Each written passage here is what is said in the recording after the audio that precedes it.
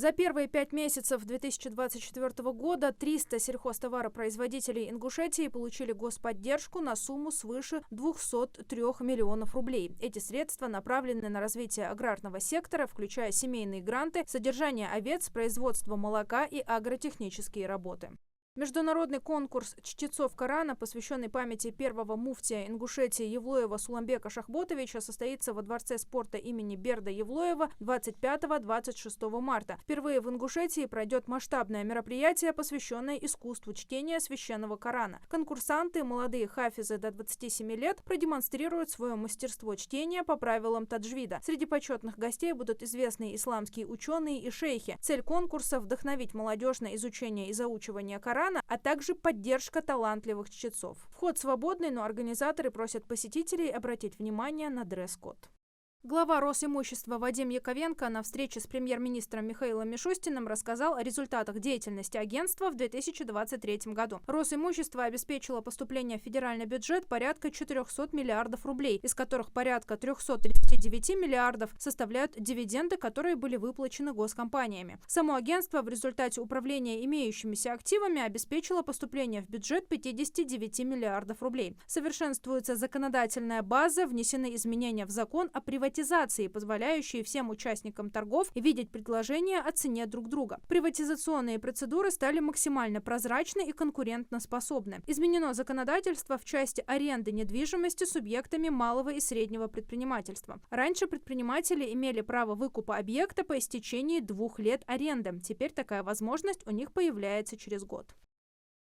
В Министерстве культуры Ингушетии состоялось первое заседание творческой экспертной группы, задачей которой является создание документально-публицистического фильма, посвященного столетию Ингушетии. В ходе заседания обсуждалась концепция, цели и задачи будущего фильма. Были рассмотрены разнообразные источники информации, включая архивные материалы, интервью с ветеранами, писателями и историками. Рассматривалась возможность использования фото-видеоматериалов, которые помогут воссоздать полную картину прошлого.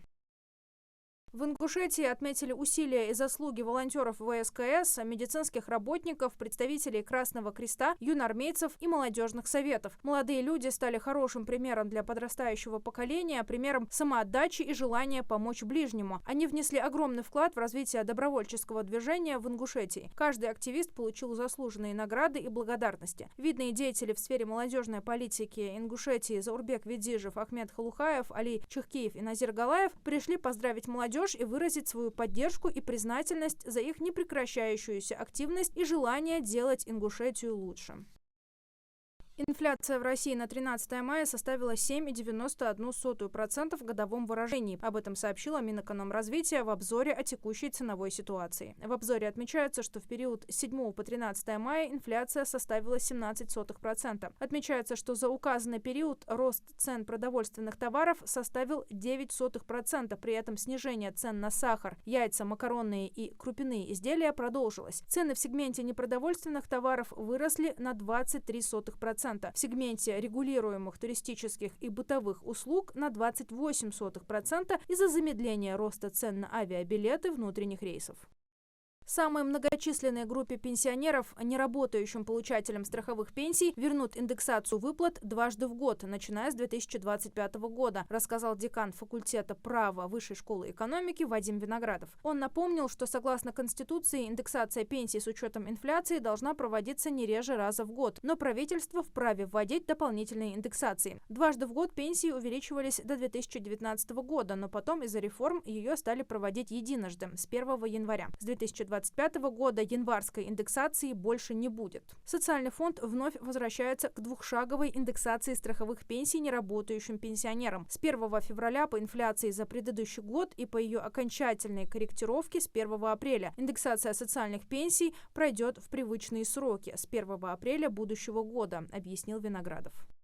Минтруд предлагает увеличить прожиточный минимум в России по меньшей мере до 17 733 рублей на душу населения в 2025 году, сообщает пресс-служба ведомства. В 2024 году прожиточный минимум в России составляет 15 453 рубля на душу населения из расчета на месяц. Для трудоспособного населения он равен 16 844 рублям. Детям полагается прожиточный минимум в 14 989 рублей, а пенсионерам пенсионерам 13 290 рублей. Таким образом, прожиточный минимум на душу населения должен вырасти на 2280 рублей год к году, а для трудоспособного населения на 2485 рублей. Для пенсионеров он вырастет, соответственно, на 1960 рублей, а для детей на 2212 рублей. На всероссийских соревнованиях по тяжелой атлетике «Победа» в Москве ингушские тяжелоатлеты показали высокие результаты. Азраил Плиев завоевал золото, став абсолютным чемпионом среди мужчин, а Анзор Евлоев выиграл серебро в возрастной категории 13-17 лет.